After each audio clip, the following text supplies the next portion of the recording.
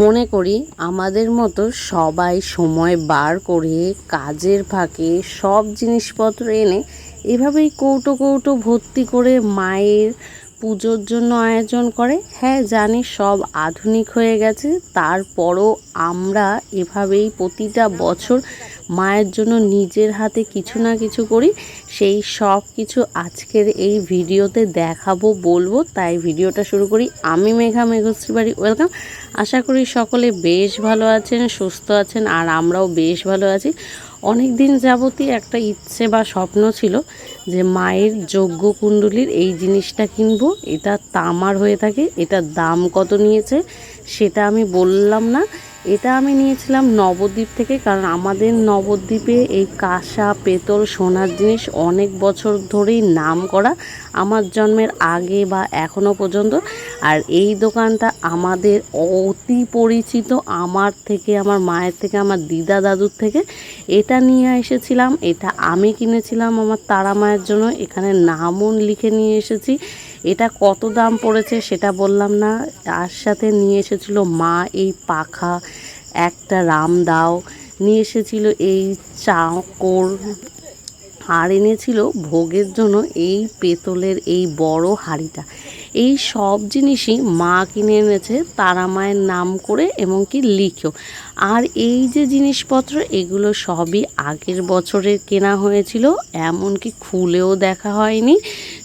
শুধুমাত্র ঠাকুমা গত হওয়ার কারণে আগের বছরের পুজোটা বন্ধ হয়ে যায়, সেই জন্য এই সব জিনিস ঠিক সেভাবেই খাতের তলে বন্দি ছিল, আর এবার বার করা হয়েছে। সেই সব কিছু তোমাদের দেখাচ্ছি।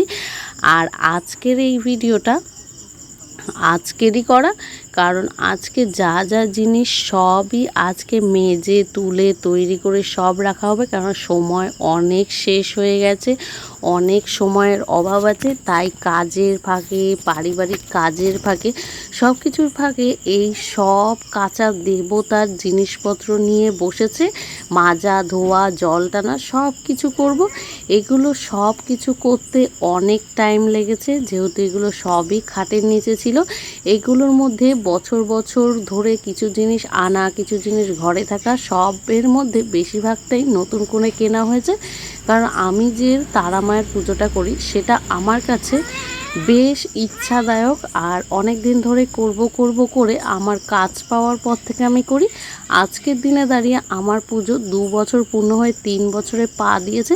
তাই যতটা তারা মায়ের ক্ষমতা দিয়েছে সেটুকু নিজের মতো করে করি, আর জিনিসও কিনি।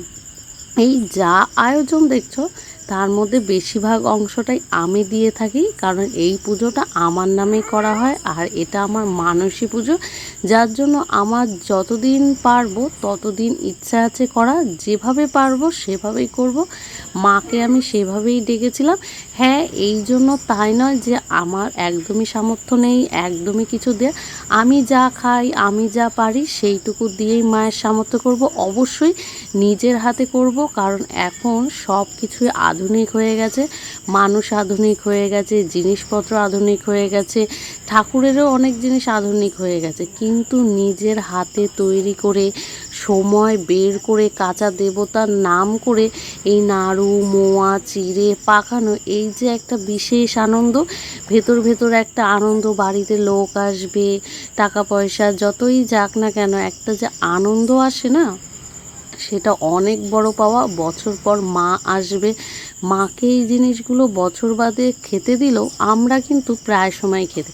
আর এটা আমার বছরকার মায়ের জন্য না, এটা আমাদের বাড়িতে যেই পুজোয় হয়ে থাকে তার জন্য এই নাড়ু, তিলের নাড়ু, খই, নারকেলের নাড়ু এটা হয়েই থাকে। এমনকি বাদবাকি সময় তো আমাদের যখন মন যায় তখনই খাই। তার জন্য মা আসবে, মায়েরকে দেব না আমরা খাবো সেটা নয়, সব কিছুই করা হয় যতটা আমরা পারি ততটা, কিন্তু আমরা কোনোটাই বাজারের থেকে আনি না। যতটা নিজের তৈরি করতে দেখতে দেখতে আমার তিলের নাড়ু ও চিড়ের নাড়ু হয়ে গেছিলো, আর এগুলো সব মা করেছিল, শুধু পাকিয়েছি শুধু আমি। আর এখানে অনেক সময় ছিল, গুড়টা একটু খারাপ ছিল যার জন্য অনেক টাইম লেগেছে, কিন্তু তারা মায়ের নাম করে বেশ ভালো হয়েছে। এটা ছিল মুরকি, এটাতেও বেশ সময় লেগেছে। অনেক রকমের নাড়ু মোয়া করেছি, আরও করার ইচ্ছে ছিল, কিন্তু সময় আর পেরে উঠছিলাম না, কারণ আবার কাজে যেতে হবে, আবার এই সব জিনিসপত্র ধুয়ে ধায়ে রাখতে হবে, কারণ এই কাঁচা দেবতার জিনিস অনেক মেনে গুনে করতে হয়। আর যেহেতু আমাদের একটাই রান্নাঘর আর একটাই গ্যাস, তাই এই গ্যাসেই আমরা যেহেতু রান্না বান্না করে খাই, আবার এই গ্যাসেই মুছে ফুছে আমরা ঠাকুরের ভোগ করেছি, কারণ আগুনে কোনো দোষ হয় না, সেই জন্য। তা আজকের ভিডিওটা এখানেই শেষ করলাম নাড়ু মোয়া খই দিয়ে। আশা করি তোমাদের বেশ ভালো লেগেছে, আমার তো বেশ ভালো লেগেছে ভিডিওগুলো এডিট করতে গিয়ে। আশা করি তোমাদেরও বেশ ভালো লেগেছে। তা আজকের মতো ভিডিও এটা এখানেই শেষ করলাম। সকলে ভালো থেকো, সুস্থ থেকো, পাশে থেকো।